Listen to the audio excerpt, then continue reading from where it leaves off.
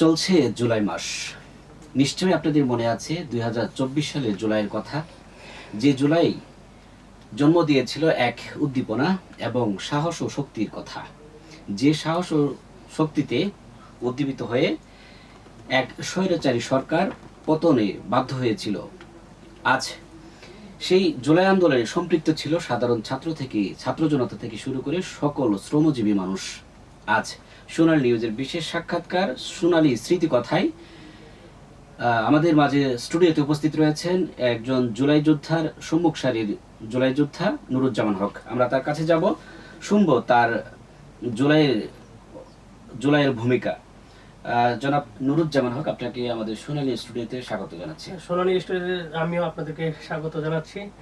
আপনি ভালো আছেন? আমরা আপনার সর্বপ্রথম আপনার জানতে চাই আপনার পরিচয় এবং আপনি কিভাবে এই জুলাই আন্দোলনে সম্পৃক্ত হলেন। আচ্ছা, আমার নাম মোহাম্মদ নুরুজ্জামান হক। আমি একজন সম্মুখ সারির জুলাই যোদ্ধা। সায়েন্স ল্যাব জোন যেটা ঢাকার, এই সায়েন্স ল্যাব জোনের যদি 5টা ব্যক্তিকে সিলেক্ট করা হয় জুলাই আন্দোলনের সম্মুখ সারির, সেক্ষেত্রে আমিও একজন। তো পাশাপাশি আমার যদি জুলাই আন্দোলন নিয়ে কিছু কথা বলতে বলেন আপনি সম্মুখ সারি হিসেবে, সেক্ষেত্রে এই জোনটা নিয়ে আমার স্মৃতির অভাব নেই, অনেক কথা বলতে পারবো।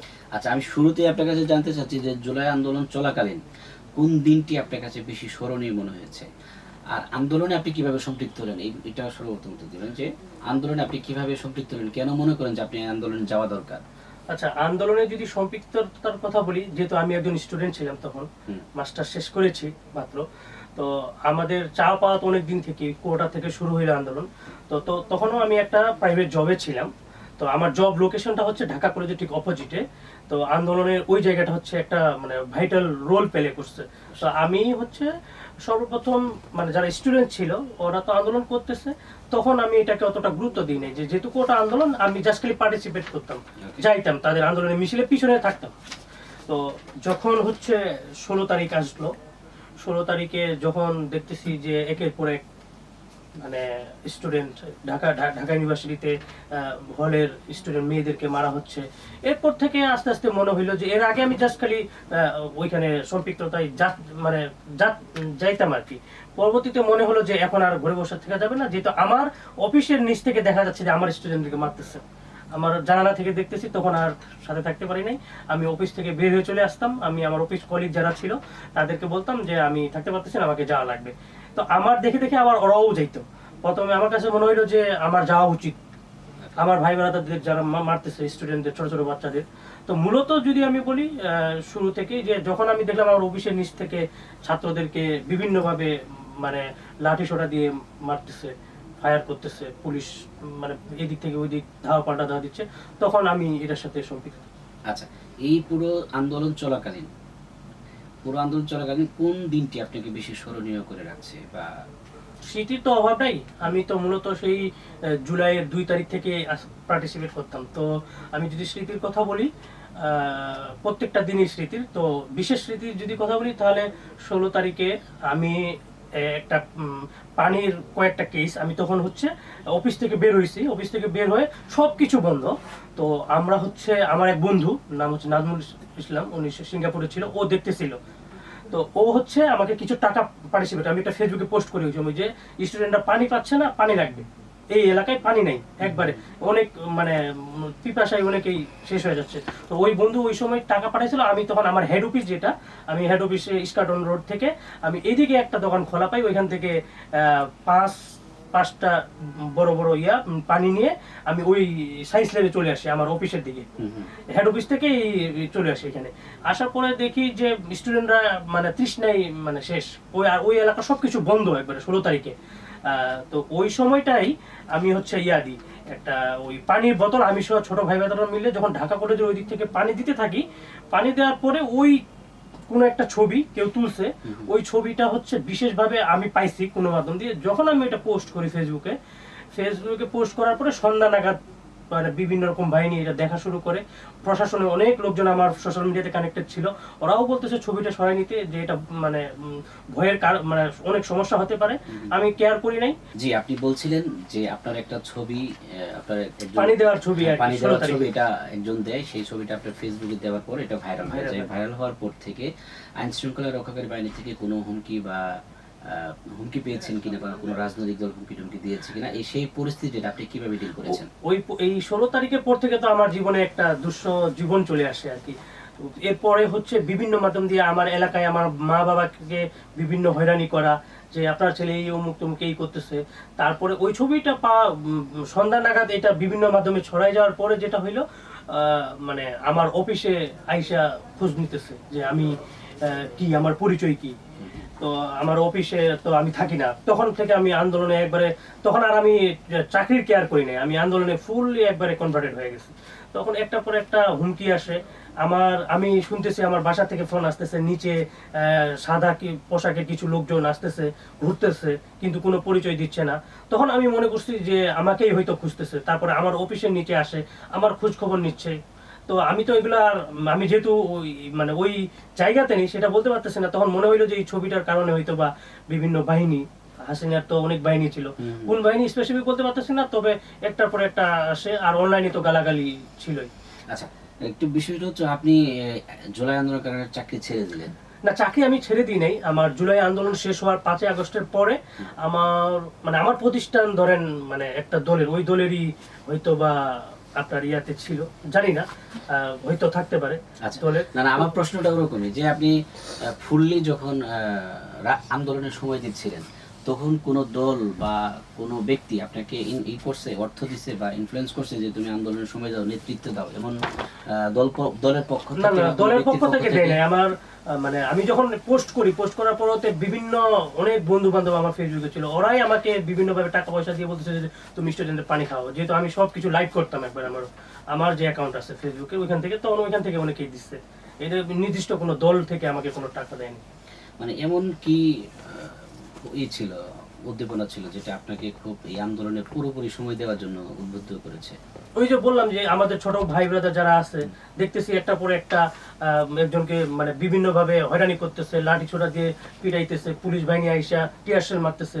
এইগুলা সহ্য না করতে পেরে তো আমি মাঠে চলে আসলাম। ওকে, এরপর আমার প্রশ্ন ছিল যে জুলাই, সেই 2024 সালের জুলাই পরবর্তী অন্তর্বর্তী সরকার গঠিত হয়েছিল, এরপর বর্তমান নির্বাচিত বিএনপি সরকার। তো আপনাদের কোনো জন আকাঙ্ক্ষা পূরণ হয়েছে কিনা এই দীর্ঘ সময়? কিছু পূরণ হয়নি। অন্তর্বর্তী সরকার কোনো কিছু পূরণ হয় না। অন্তর্বর্তী সরকার আপনাদের নিয়ে কোনো পরিকল্পনা করছে? অন্তর্বর্তীকালীন সরকার এসে আরো ক্ষতি করে গেছে স্টুডেন্টদের। কি ধরনের ক্ষতি করছে? অনেক। ক্ষতি কতটা বলবো, অন্তর্বর্তী সরকার এসে কি এমন করছে। এখন টিআইবি কিছুদিন আগে একটা রিপোর্ট দেখছেন, অন্তর্বর্তীকালীন সরকারের ম্যাক্সিমাম হচ্ছে দুর্নীতি করছে, টাকা পয়সা লুটপাট করছে। এগুলো তো অন্তর্বর্তী সরকারের কারণে হয়েছে। এটা তো তাহলে ইউনিশের একটা বড় ছিল, সাপোর্ট ছিল এটাতে। যদি দুর্নীতি করে থাকে তাহলে এটা মামলা ব্যবস্থা নেই এখন, বর্তমান সরকার ব্যবস্থা নেই। যেমন এনসিপি একজন নেতা সংসদে দাঁড়িয়ে বলছে যে আমার 1 টাকা দুর্নীতি যদি বের করতে পারে আমি আমার দায়িত্ব ইস্তফা দেব। সে তার বিরুদ্ধে দেখুক তার এগেইনস্টে কিছু আছে কিনা। আপনি কি মনে হয় সে দুর্নীতি করছে? এখন সে যদি দুর্নীতি করে থাকে, সে তো ওপেন চ্যালেঞ্জ করছে। তো এরকম কোন নেতা আছে যে ওপেন চ্যালেঞ্জ করছে? সে চ্যালেঞ্জ করছে, তার এগেইনস্টে তথ্য বাইর করুক, তথ্য বাইর করে দেখুক সে কোনো কিছু করছে কিনা। যদি করে থাকে সে সদস্যপদ বাধ্য হয়ে যাবে তার। তাহলে আপনি যে একটা সরকারকে হটানোর জন্য মানে সর্বোচ্চ দিয়ে আপনি আন্দোলনে নামলেন, তা আপনার উদ্দেশ্য কি ছিল? আমার সর্বপ্রথম আমার উদ্দেশ্য সরকার হটানো ছিল না। হাসিনা যে সরকার ছিল তাকে হটানোর উদ্দেশ্য ছিল না। কি উদ্দেশ্য ছিল? আমার উদ্দেশ্য ছিল যৌক্তিক আন্দোলনে, যে আপনার কোটার যে আন্দোলন, এই কোটাটার যৌক্তিক একটা আন্দোলন ছিল। কিন্তু সেটা পরবর্তীতে হয়ে গেল হাসিনা বিরোধী আন্দোলন। কেন হয়ে গেল? তাকে হটাইতে তার কারণ হচ্ছে সে একটার পর একটা ভুল ডিসিশন নিচ্ছে। ভুল ডিসিশন নেওয়ার খেসারত তাকে ইন্ডিয়া যাইতে হয়েছে। তার মানে আপনি, আমি বলছি না, কিন্তু আপনি কি মনে করেন যে শেখ হাসিনার শাসন ভালো ছিল? শেখ হাসিনার শাসন এখন বর্তমানে চেয়ে শেখ হাসিনার শাসন আপনি উল্টাটা নিয়ে আসতেছেন না। আপনি বলছেন যেটা, এই জন্য আমি বলছি যে শেখ হাসিনার শাসন কি ভালো ছিল এখনকার চেয়ে? শেখ হাসিনার শাসন ভালো ছিল আমি বলি নাই। আমি বলতেছি কি, শেখ হাসিনা যখন এই আন্দোলনটা শুরু হয়, শেখ হাসিনা সরকার যখন ক্ষমতায় ছিল, তাকে হটানো তো আমাদের উদ্দেশ্য ছিল না। যখন সে একটার পর একটা ভুল ডিসিশন নিচ্ছে, তখন তো কোনো স্টুডেন্টেরও ইয়া ছিল না, যে ইন্টেনশন ছিল না যে। আচ্ছা, আপনি শেখ হাসিনার শাসন ব্যবস্থা একটু বলেন, তার অবস্থা কেমন ছিল? শেখ হাসিনার শাসন ব্যবস্থা একদমই ভালো ছিল না। তাহলে আপনার আন্দোলনে কেন আসলেন? আন্দোলনে আসলাম যৌক্তিক আন্দোলন নিয়ে। তারপরে একটা পর একটা স্টুডেন্টকে যখন গুলি করে হত্যা করা হচ্ছে, যখন আবু সাইদকে হত্যা করা হলো, এরকম অনেক স্টুডেন্টকে যখন হত্যা করা হলো, তখন তো আমরা আন্দোলনে চলে আসলাম। তখন আপনাদের দাবি দাওয়াগুলো অন্তর্বর্তী সরকার বা বর্তমান সরকারকে পূরণ করতে পারছে না, পারে নাই। আপনাদের এখন চাওয়া কি? আমাদের এখন কার কাছে চাইবো? আপনি বলেন কার নতুন কাছে? সরকারের কাছে যাবেন। আগে বর্তমান- যদি শেখ হাসিনা সরকারকে চাইতে চাইতে তাকে হটাই দিছেন, হ্যাঁ, এখন আপনি এখন এখন আমি এই কারণে চাবেন না? আপনাকে জিজ্ঞেস করছি আমি কার কাছে চাইবো, অন্তর্বর্তী সরকার তো চলে যে গেছে। সরকার প্রধান থাকে তার কাছে যাবেন। এখন বর্তমান সরকার প্রধান যে আছে, আমাদের চাওয়া পাওয়ার তো অনেক অনেক চাওয়া পাওয়ার দরকার নাই। জুলাই আন্দোলনে যারা শহীদ হয়েছিল এই শহীদদেরকে পুনর্বাসন করুন, এবং জুলাই আন্দোলনে যারা গণহত্যা চালাইছে, যারা স্পেসিফিক ভাবে যাদের নামগুলো আছে, সে যেই হোক, প্রধানমন্ত্রী শেখ হাসিনা তখনকার আমলে ফ্যাসিস্ট, সে হোক আর যেই হোক, তাদের বিচার যেন হয়, বিচারটা নিশ্চিত যেন করে। আর জুলাই আগস্ট আন্দোলনে যারা সম্মুখ সারিতে যারা যোদ্ধা ছিল, তো যাদের হাত নাই, পা নাই, চোখ নাই, তাদের পুনর্বাসন করুক, এটাই সরকারের কাছে চাওয়া। আচ্ছা, আপনি 2 তারিখ থেকে আন্দোলনে পুরোপুরিভাবে সম্পৃক্ত হয়েছেন এবং 36 জুলাই পর্যন্ত মনে হয় ছিলেন, শেষ পর্যন্ত, শেষ পর্যন্ত 5 আগস্ট একবারে। পর্যন্ত। এখনো আছে, হ্যাঁ, এখনো ফিল্ডে এখনো আছে। আছেন। তো এই সময়ের মধ্যে আপনার সবচেয়ে স্মরণীয় দিন কোনটি ছিল, যেটা স্মরণ করে রাখার মতো? স্মরণ করে না, আপনি এটা স্মরণ মনে করে করেন? রাখার মতো 16 তারিখে তো একটা গেল, একটা দুর্বিষহ জীবন, তারপর ওটা স্মরণ রাখার মতো। আরেকটা যদি আমি আপনাকে বলি, 5ই আগস্টের পর শেখ হাসিনা 2টা পরে যখন আমরা শুনতেছি, আমরা তো একটা পর একটা নিউজ পাইতেছি, কারণ আমি যেহেতু কর্পোরেটে জব করি, আমি বিভিন্ন মাধ্যম থেকে নিউজ পাই। তো তখন আমরা যখন দেখতেছি যে সেনাপ্রধান একটু পরে আসবে, লাইভে আসবে, কথা বলবে, তখন মনে হইতেছে যে একটা খুশির খবর নিশ্চয়ই আসতেছে। তো যখন হাসিনা হেলিকপ্টার নিয়ে চলে গেল, হেলিকপ্টারে যখন উঠলো, ওই ছবিটা যখন ভাইরাল হলো, ওইটা দেখে মানে তখন তো আমরা একবারে সায়েন্স ল্যাবেই ছিলাম, নীলক্ষেত এরিয়াতে ছিলাম। ওইখান থেকে সোজা আমরা চলে গেছি ইয়াতে, সংসদ ভবনে। তো ওই মানে যখন হেলিকপ্টারে যখন উঠবে শেখ হাসিনা, ওইটা দেখে মানে এটা স্মরণীয় দিন, যে একজন ফ্যাসিস্ট চলে যাচ্ছে এতগুলো হত্যা করে। মানে সেই তখনকার পরিস্থিতি কেমন ছিল বা আপনার অনুভূতিটা কেমন ছিল? তখন অনুভূতি বলার মতো মানে মানে বলতে পারবো না যে অনুভূতিটা কি ছিল। তখন এত ভালো লাগতেছিল যে একজনকে আমরা হারাইতে পারছি। যদি সে না চলে যেত তখন আমাদের অবস্থা আরো খারাপ হয়ে যেত। তো গেছে, তখন ভালো লাগছে অনেক। আচ্ছা, আপনার কাছে জানতে চাচ্ছি, জুলাই আন্দোলনের সেই শুরু থেকে অনেক ছাত্র নেতারা জুলাই আন্দোলন পরিচালনা করছে, তাদের মধ্যে 5 জন আপনার পছন্দের 5 জন নেতার নাম জানতে চাই। জুলাই আন্দোলনে যারা ছিল, জি, তা আমাকে ধরেন, আমি তো একজন ছিলাম। ধরলাম আপনি একজন, আরো 4 জনের নাম বলেন।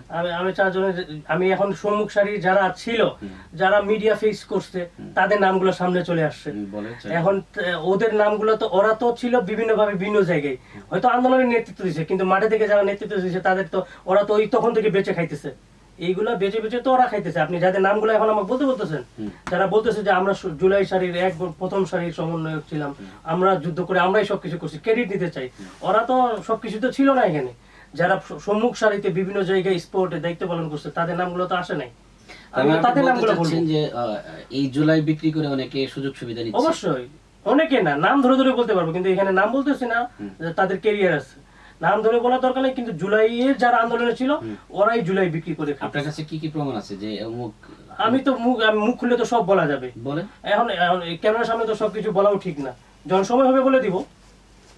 ওকে, তো আমরা জানার অপেক্ষায় রয়েছি। তার মানে যারা জুলাই নিয়ে জুলাই নেতৃত্ব দিচ্ছে, তাদের মধ্যে স্বচ্ছতা নাই, এটা বলতে চাচ্ছি? অবশ্যই কোনো স্বচ্ছতা নাই, হয়তো 2-1 জন থাকতে পারে, কিন্তু ম্যাক্সিমামই আপনার চলে গেছে ওই আগের স্টাইলই চলে গেছে, টেন্ডারবাজি, চাঁদাবাজি, এগুলোতে চলে গেছে। আমরা যেভাবে চাইছিলাম, সাধারণ স্টুডেন্টরা যেভাবে চাইছিল, তার কোনোটাই পূরণ করতে পারে নাই। ডক্টর ইউনূস হোক, অন্তর্বর্তীকালীন সরকার হোক, আর এরপরে যে এখন নতুন সরকার আসে, তার কাছে চাওয়া নতুন শুরু করলো, তার কাছে চাওয়া থাকবে। তারেক রহমান বর্তমান সরকার, যিনি সরকার প্রধান, ওনার কাছে চাওয়া থাকবে, এখন দেখি কি হয়। আচ্ছা, বর্তমান সরকারের কাছে এই জুলাই যোদ্ধা এবং জুলাই পরিবারে আহত নিহত তাদের মূল্যায়ন করছে কিনা, এবং তাদের কাছে বর্তমান সরকারের কাছে আপনার চাওয়াটা কি? মূল্যায়ন করছে কিনা এটার থেকে বড় কথা হচ্ছে, মূল্যায়ন করলে এখন দল ভিত্তিক হয়ে গেছে।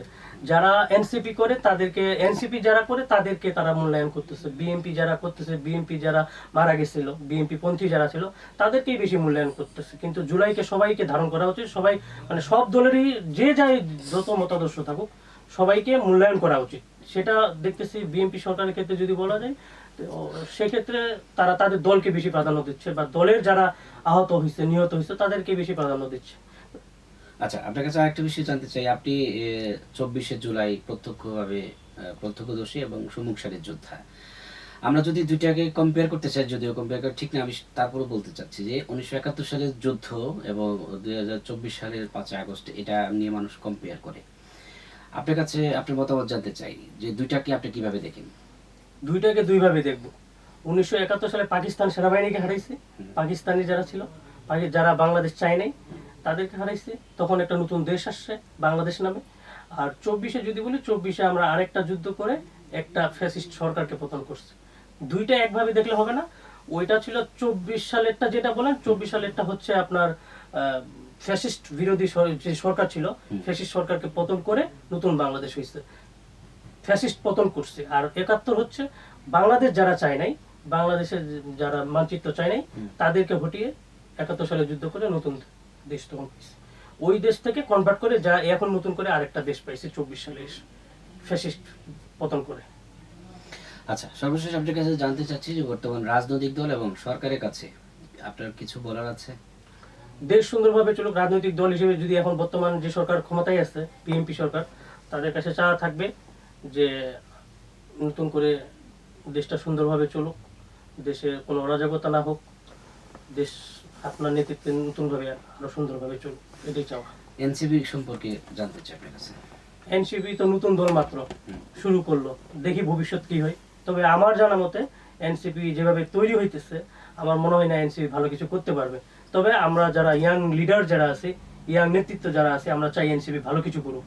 এনসিপির সাথে আমরা ছিলাম, আছি, থাকবো, কিন্তু এনসিপির নেতৃত্ব নিয়ে অনেক ঝামেলা আছে। নেতৃত্ব পরিবর্তন করতে হবে, নেতৃত্বের ভিতরে অনেক ঝামেলা আছে। জামাত নিয়ে আপনার সম্পর্কে আপনার কাছে একটু জানতে চাই। জামাত নিয়ে কি, এখন আমি তো জামাতের লোক না, আপনি বা প্রত্যেকটা জামাত দল সম্পর্কে আপনি মতামত দিচ্ছি। আপনি এনসিপি সম্পর্কে দিচ্ছেন, বিএনপি সম্পর্কে দিচ্ছেন, জামাতে তো একটা কালি আছে, 1971 সালে একটা কালি আছে। তো সেটা মুছুক আগে, সেটা মুছে আসুক নতুন করে। তারা বিভিন্ন জায়গায় ক্ষমা চেয়েছে, ক্ষমা চাইলে তো ক্ষমা করে দেওয়া উচিত আমার কাছে মনে হয়। যেহেতু ওরা যদি নিজেরা ক্ষমা চায়, তাহলে ক্ষমা করে দেওয়া উচিত। আর জামাতের বর্তমান নেতৃত্ব নিয়ে যদি আমি বলি, বর্তমানে যারা জামাতের আছে, অনেক ইয়াং লিডার যারা, মানে ওরা দক্ষ, এক্সপার্ট, আর রাজনীতি ভালো বুঝে, ইয়াং লিডার যারা আছে আমাদের মতো, এই। ওকে, ধন্যবাদ। আমরা আজকের আলোচনা এখানেই শেষ করছি। দর্শক, শেষ করছি আজকের আলোচনা। তবে শেষ করার আগে আমাদের জুলাই যোদ্ধা নুরুজ্জামান ভাইকে মেনুলা পরিবারের পক্ষ থেকে আমাদের ছোট্ট একটি উপহার, মেনুলার সৌজন্যে ছোট্ট একটি গিফট। Thank you.